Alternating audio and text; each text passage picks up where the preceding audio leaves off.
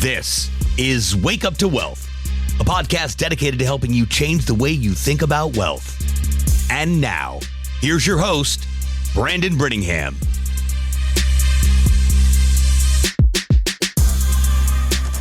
All right, what's up, everybody? We're here for an episode of Wake Up to Wealth, and I got a good friend of mine, my homie, Kris Zizzo. And see, the thing is, when we talk about wealth, right, you know, people associate it with money, and which is part of it, right? It's part of the conversation. For sure. Now, there's been a time in my life where I neglected my health, and I had a ton of money, and I got really sick, and I realized that I didn't have shit because wealth is health, right? Yep. 100%. So I wanted to have you come talk today because, you know, there's a direct correlation, in my opinion, of being a successful entrepreneur and how you're dialing your health in. Then obviously, if you're an athlete and you compete at any level, I mean, you've been in the bodybuilding space, right? Mm-hmm. The mindset you have to do that translates into business. So that's one of the reasons why I wanted to have you come here today, is because you're an entrepreneur. You're obviously disciplined because look at you physically, and you've gone through the journey. So just for everybody that's listening that doesn't know who you are or what you do, tell us a little bit about that. Yeah. So I started out as an engineer. That was my original job, and I just trained because I like training. Kept me out of doing bad stuff. Kept my mental clarity, out of getting into trouble.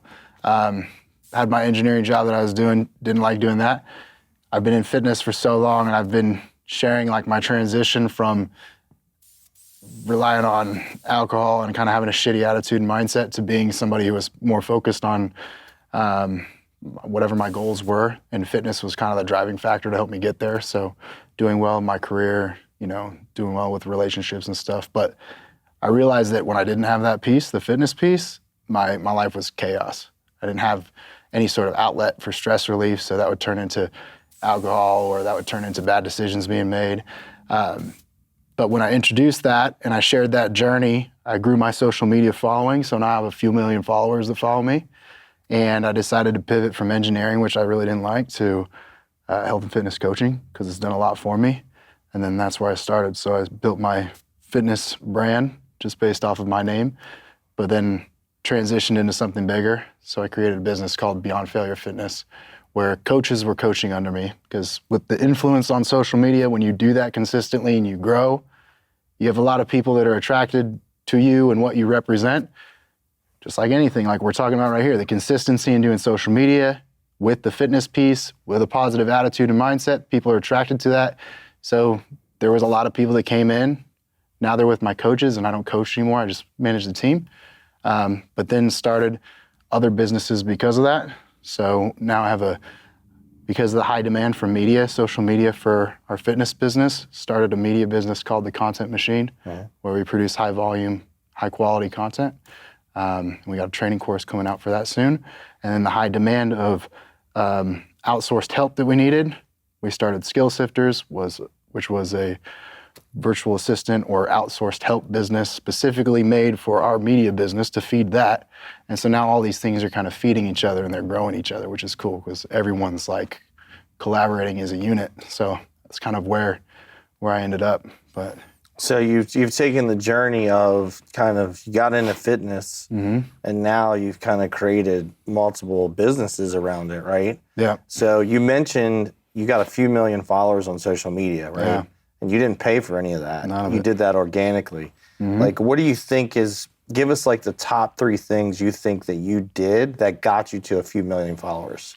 One is for sure transparency. Like, they follow you for your journey and your knowledge, and anything that I know and learn, like, I'm not selfish with any of it. I let everything out there. If you followed me and you went back through all of my content, you'd have all of my business strategy, you'd have all of my fitness strategy. You wouldn't need to pay me for a coach. You could literally just copy what I've put out there. So being transparent and sharing everything that you think is valuable, and then reading the data and seeing what others think is valuable and doing more of that. That transparency and following what the people need was one of them. The consistency was another one, which, I mean, I've talked to you about this a lot, but I mean, if you're not consistent doing the things that you need to do in your business, you're not going to grow. Same thing for your health. Same thing for your Instagram following, social media following. If you're not consistent in one area of your life, it's going to transform into other areas. It's showing up other places. Oh yeah, everywhere. That's just who you are, right? You got to break that habit. That's huge for people. So the consistency is there, and then I would say that just having a bigger purpose, like finding that, was big for me, because if I didn't have that big purpose that I was driven to help people, I wouldn't have stayed on track with posting. But when I realized that, it's not about the money that I want, or it's not about becoming a professional bodybuilder, which I never cared about to begin with, it was about my mental health. And then I had people tuning into that. And then I had people messaging me, hey, it gets real serious when you have a lot of followers. People are like, hey, I was literally going to commit suicide 100%, and you saved me. Yeah. And I'm like, damn, now I have to keep doing it. There's a greater purpose aside from me. Yeah. So those three things combined, that'll help you grow, because you have the responsibility to do it. You're consistent with it because you have that responsibility, and you're following what the people want because you're transparent. They're with you and you're listening to them. It's going to take off, sharing everything. So there's an underlying theme that you just said, and I hope everybody caught it, which is everything you said comes out of being an abundant thinker, coming from abundance, having a mindset of abundance, because you said, hey, I shared my entire blueprint, right? That's abundance. Yeah. Hey, my bigger purpose was to help people. That's abundance. Yep. Consistency comes from abundance too. People think that it doesn't, but it does. So you have this abundance mindset, which is, most people live in a scarcity mindset and don't understand the abundant side of it. Yeah. So one thing I want to say to you, you obviously, you're busy. You have a lot of shit going on. The one thing, I don't coach people in the fitness world. I coach them as entrepreneurs. Right. But, one of the first conversations I have with anybody to try to help them, hey, what's your health and wellness look like? And I can't tell you how many times I've had the conversation. Somebody's like, I don't have time to go to the gym. Like, dude, you don't. Fuck. Yeah, exactly, right? Oh shit. What's your food look like? What's your water consumption look like? What kind of podcast is this? Am I swearing on here? Or fucking right. Okay, Yeah. all right. Because this is gonna fire me up. Yeah. So now, and let me tell you, me personally, there was a time in my life where I didn't believe in that either. And for those of you that follow me know I had a near-death experience at an early age. The thing that saved my life is the physical condition I was in. Yeah. I would have died had I not been in the physical condition I was in. I was in the best physical condition of my life. That's why I didn't die, right? Right. So, and now I'm in the best physical condition, even more so than I was when I was younger, right, at 40 years old. And man, I can't tell you, God, my sleep, my mental clarity, my decision-making, everything is better. Way better. My release and my stress and my mental health is better. Like, what do you say to somebody who says, I'm busy as shit, I can't go to the gym? Oh, fuck, dude. It's real easy to break that one down for them. Yeah. So, first of all, from someone who's done it, because I can take you as an example and I can plug you in so someone can relate. Someone that's high level like you, that does a lot of work like you, that's busy like you, and you do it and they don't. I could say, Brandon, right now, this is real. What do you think in terms of energy levels, productivity with your mental clarity, all of that stuff combined? If you had to throw a number on a wall and saying this is the percentage of efficiency and I guess productivity that I generate from being healthy versus where I was before when I wasn't healthy, is there some number? Do you think it's more than 10%? Oh, it's more than 20%? Yeah, because see, the thing is, it's not just that. The other thing that I've learned about is, not just going to the gym, right? So today I spent almost all day with Dr. Chalmers. Right. So going through my blood work. Right. What's my diet look like? What's my supplements like literally tweaking it to the smallest change to get another level of productivity. It's 1%. Another an hour better of sleep. Right. Or this one supplement might tweak something in my body. Right. I've gone to that level because Like you, I feel that one of my purposes in life is to lead other people. Yeah. Well, how the fuck can I lead them if I'm not at my 100% best every single day, right? Right. So I could take that testimony from you and I can plug that into somebody who hasn't started with me, because they're going to look at me and say, you're already a pro. You already know what you're doing. I'm not you. Okay, you're not me, but you're Brandon before you started, right? And Brandon went from here to here in this amount of time, and one key factor that changed was his health and his focus on it. So if you want to do that, maybe stop thinking about you and your current situation and just apply what Brandon's done, because you can see his trajectory. If you want to match that, do that. The other thing is, because that's the immediate result that they get, right? I get to feel better, be more proactive, earn more money, work more hours, have an endless fuse of energy. I could just go, right? Yeah. The long-term stuff that I hit them with is, do you have family? You want to be a leader for people. Okay, how long does that last? You have family? How long does that last? I could tell you right now, somebody who doesn't adopt a health routine, the science shows that you're going to live 14 years less on average than the person who does have a health routine. And I could tell you right now, people who adopt a health and fitness routine and a good diet at the age of 40 years old, who have never done that before, live on average 4.2 years longer than those who don't. Even if you're 40, it's not too late. Do you want 4 more years with your kids? Do you want 4 more Christmases? Do you want to lead other people for 4 more years? And then I tell them this, if I were to take you away from your family right now for 4 years, they didn't know where you went, what happened to you, couldn't contact you, but you could look down and see them crying that you're gone. Yeah. You just disappeared. You could see them crying, and you have to watch them for 4 years suffer. Right. How are you going to feel right now if that happened? People most of the time say, terrible. That would break my heart. Okay, so do you feel like it's going to feel any worse when you're 70 years old, but you were supposed to live until 75? Right. No, it's going to feel worse because you're going to have grandkids at that point. Yeah. You're going to want 5 more Christmases with your grandkids. So if you can't get your mind past that happening now, and you don't want to adopt a health and fitness routine, you better prepare, because when you're older, it's going to happen. You're going to go too soon. Well, and if you're an entrepreneur, I was in this situation where, again, financially, I was in good shape. I had materially, all the shit I wanted. And I can tell you where I was and how bad, physically and mentally I was for my health, when I was in the hospital and I was going through all the things, dude, and I was thinking about, what if I don't have any time left, right? It's like, fuck, dude, I would trade all the shit I have. If they came in here today and said, you got a week left, do you know what I mean? Yep. But for another week, you got to give us everything. I'd give it all up, right? So I think the other thing, too, is when I say, wake up to wealth, well, fuck, man, I can teach you how to make all the money in the world. It won't matter if you make all the money in the world and then later in life, you've got to use all that money to try to keep yourself alive, right? You know what I mean? If you don't have a health routine, you can't be, I believe you can't truly be wealthy without your health. 100%. Yeah. Dude, to me, it's just like, I just can't buy into that excuse of I don't have time for it, I'm too busy. Because it's like, we always say this, how you do one thing is how you do everything. Absolutely. If you can't follow a health routine, you're just not disciplined. You're not disciplined and you're selfish. That's a selfish move. You have your family that's depending on you and you say, I can't do that, I'm too busy. I'm going to cut years off the end of my life. They're going to have to bear that burden of me leaving too soon. Or, I'm supposed to be the example. And I tell my kids all the time who they need to be, right? But I'm not walking it. There's generational obesity in my family, and I'm not the one that's willing to break the curse. I'm passing this on to my kids, showing them how it's done, real fucking success. No. Yeah. Stop being a lame ass. Get your ass in the fucking gym. It's not hard.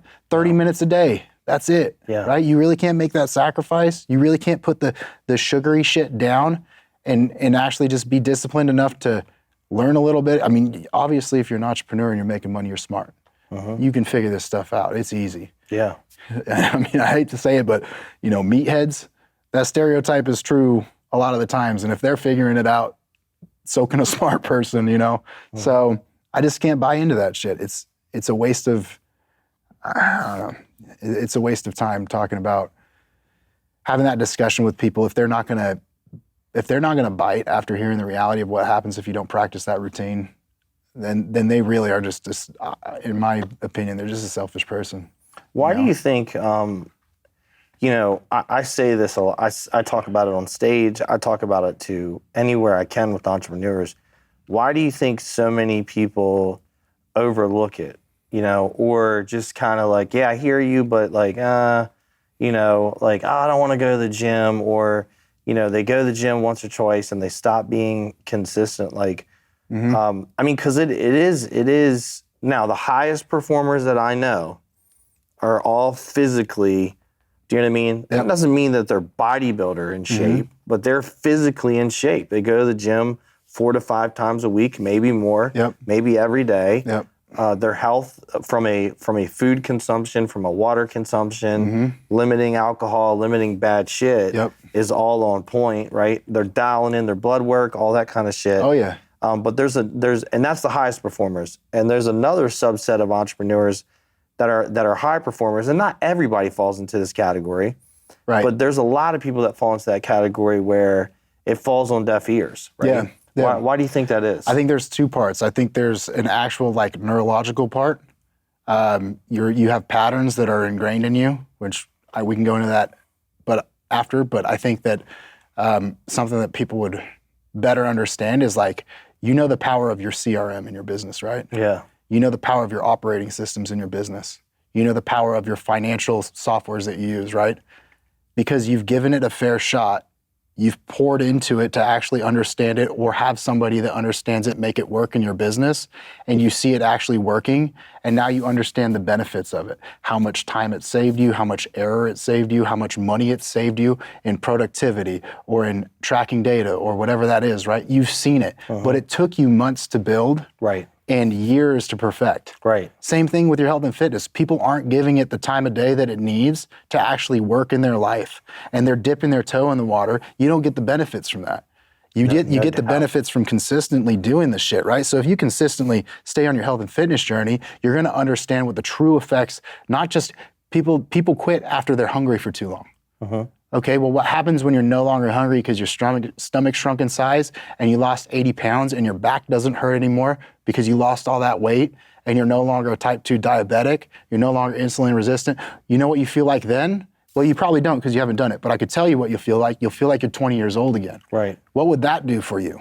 What would it do for your confidence when your wife actually wants to have sex with you again? It's like, fuck, you just didn't give it the time. Sure. Yeah. So just like building your CRM, building your operating systems, pouring into your people and training them, you see the benefit of that over time, but if you're not willing to stay committed to it, you don't even know what it can do for you. Yeah. So they overlook that shit because they don't know. Yeah. The other thing I believe in is I have coaches in every area of my life, right? So obviously at this point, I know how to work out. Yeah. Do you know what I mean? I know how to work out hard. I know how to push myself in the gym. I still go to the gym with a trainer. When I come here to Texas, I try to work out with you or Heath or somebody like that I know is going to push me. Yep. That's another thing too is, then again, let's go another level. I'm in the gym, I'm in the gym, I'm working out. Hey, why don't you get a trainer? Oh, I don't really think I need a trainer. And I always tell people I think you do, because I think if you want to be the best in anything, you always need someone else to hold you accountable. Yeah. What's your thoughts on that? Dude, I got a coach. I'm a pro bodybuilder. Right. I've got a coach. My coach, Ariel, he got me to the pro stage. Christina's got a coach. She's a pro bodybuilder, my girlfriend. Yeah. Why do we have coaches? That 1% edge. I'm gonna show up and be accountable to you. I'm gonna learn some stuff that you learned that I didn't know. Right. You're gonna shift the way that I do things or think about things and make me a little bit more creative with my strategy that's gonna help me. You have a third party perspective. You're looking in on me, not from the front lines where I am doing all the stuff. I can only see this far ahead of me. You're looking at everything, right? So you could say, hey, you're in a bodybuilding world, maybe, hey, your back symmetry's off. Do this workout because I can see your back and that side doesn't look like that side, right? But your coach, if you're not at that level, they're gonna point out the areas where you aren't able to see. Not just your physical areas, right? But just any of your weaknesses, period, and help you through that, Yeah, on that note, tomorrow, So I try to squeeze every single ounce out of every day I can. That's why I'm in gym clothes. So I leave here, I'm going to go to the gym, and then I'm going to meet one of my mentors for dinner. Then tomorrow, Kent Clothier, I'm literally spending the entire day with him, mapping out like the next 5 years of all my companies. I mean, I'm a huge believer in get somebody that's better than you. Listen to them. They have the blueprint. Learn from them. And you can learn from each other. And I think that, that's just an absolute game changer of where you can end up in life and how much farther you can get. Dude, I don't know what successful person I've ever been around that hasn't had somebody who's advised them on the way up. And people are like, I don't know if I need that.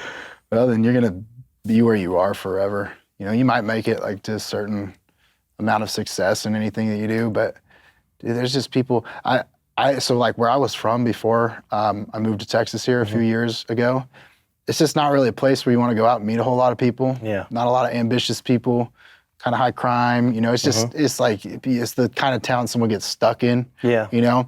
And so I didn't really go out a whole lot. And I had like a small group of people in the gym and stuff that I'd talk with, but most of the time I was just working. So I'd go to my job, then I'd go to Starbucks after, and I'd work there until it was time to go to bed and go home. So I was secluded, and I was doing so many different things, spending all of my time just working, and I really didn't get anywhere. I learned a lot of stuff. I learned how to like make websites and how to, do some programming stuff. I learned a ton of stuff, but it didn't take me anywhere.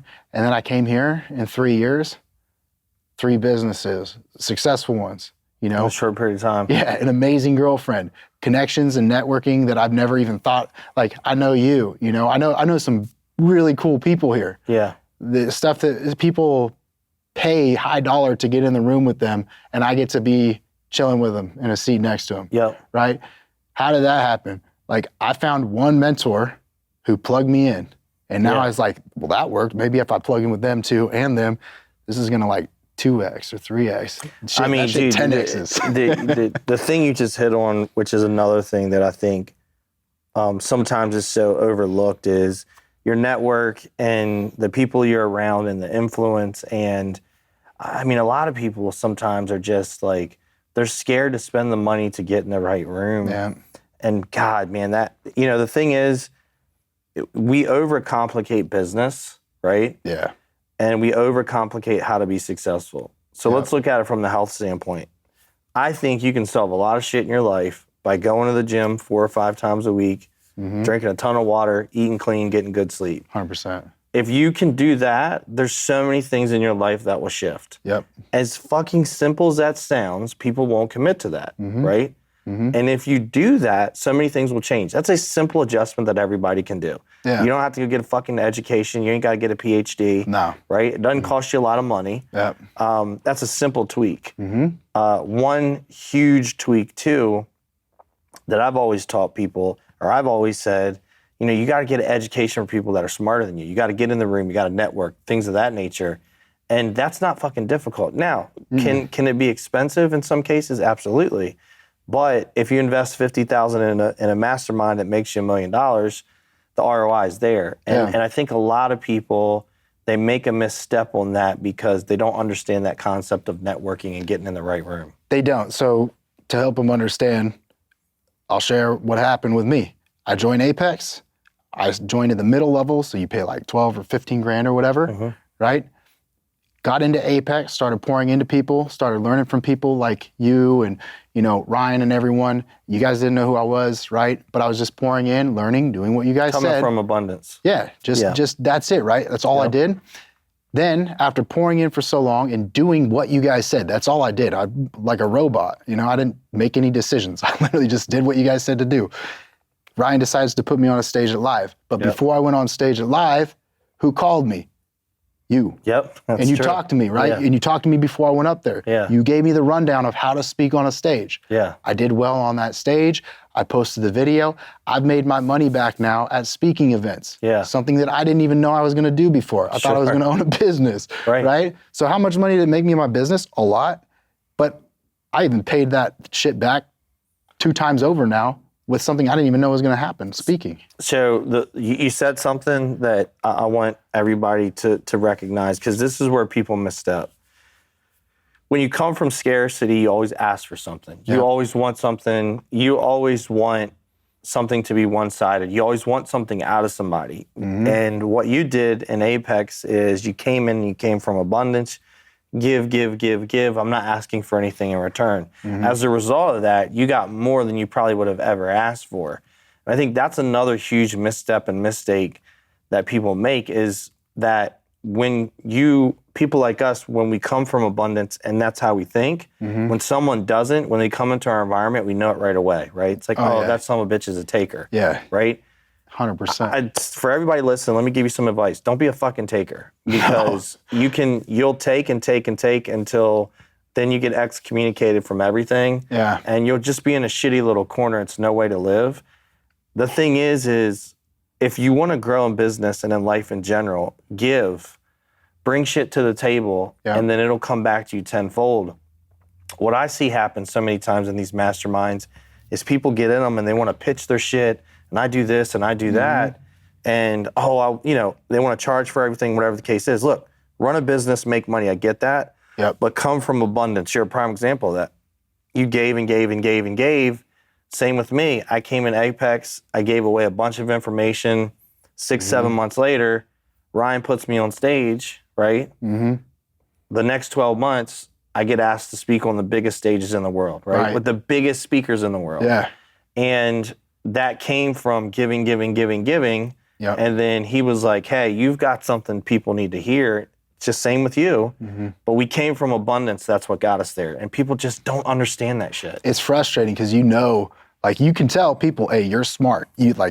But you're not smart enough to figure this abundant shit out, apparently, because you have wisdom. You're good at what you do, but you're never going to grow any farther than that because you're stuck in the mindset that you have. So in college, when I was doing my homework assignments and everything for my engineering class, half of the class wanted my homework. Yeah. And I'd give that shit away. And people are like, how are you just good with that? Like, you spent your time doing that. How are you good with just giving it to them? I'm like, because I know when it's time to take the test, I'm going to pass, and they're gonna set the low bar for the curve, and I'm going to be up here because I did the work, so I know. Right. So give away everything. If you're the originator of it, give it away, because no one's going to do it as good as you. Keep giving that shit away. I agree with you 100%. You know? Yeah. I don't give a shit. Take my homework. You're going to get a D. I'm going to get an A. I'm going to pass this shit. Out of the 8 people that took my fundamental engineering exam, I was the only one that passed it. Right. Why? Because I put in the work and I gave it all away. I don't give a shit. I hope you do well. Take it, run with it. I tell people on social media all the time, I don't know what to post. Take exactly what I do, make your own version of it. When you copy my post, if you get a lot of hits out of it, I'm gonna like that shit and comment on it, try to boost it up. I don't care if you take my shit, take it and run. And people are just afraid to give their knowledge away. They're afraid, what if I give too much? There's no such thing. 100%. I agree with you 100%. So one of the things I always ask people on this show is just answer it however it feels to you or what comes to mind. What would you give people advice for them to be able to wake up to wealth? To wake up to wealth, man, I really, every time I come up with this answer, a good answer, it all circles back to the same thing, which is kind of like what I give my keynote speech on, which is finding your purpose. Your purpose has to be so big. I say it all the time. One of our first core value in my teams is G. It spells out goals, and the first one is greatness. And I tell all of my team all the time, you guys are not meant to be good in this world. You're meant to be fucking great. Amazing, 10 times better than, whatever your biggest goal is right now, put a 0 behind it. 10x that shit. Make it bigger than that, because that's who you're supposed to be. You're still small. I'm still small-minded. And I think big. I'm thinking fucking as massive as I can, right? But I know that I have a limited capacity until I break through another level.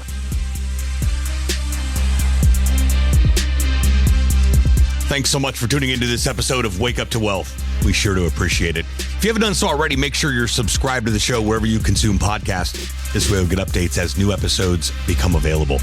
And if you feel so inclined, please Leave us a review on Apple Podcast and tell your friends about the show. It is how new people find us. Until next time,